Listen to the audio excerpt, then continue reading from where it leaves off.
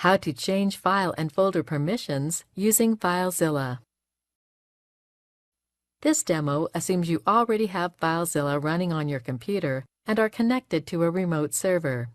Now let's learn how to change file permissions, something you often have to do to define whether files are readable, writable, and executable. First, locate the file on the remote server for which you want to change the permissions.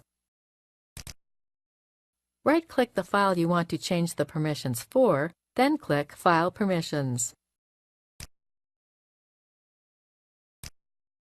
Make the adjustments to the read, write, and execute permissions you need, then click OK.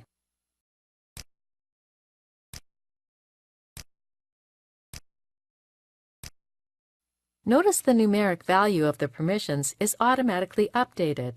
You could have also just entered the permissions here. That's it. The permissions for this file have been changed, as you can see here. You can also change the permissions of folders in the same way. Let's go ahead and update the folder permissions for this folder. Right-click the folder, then update the permissions.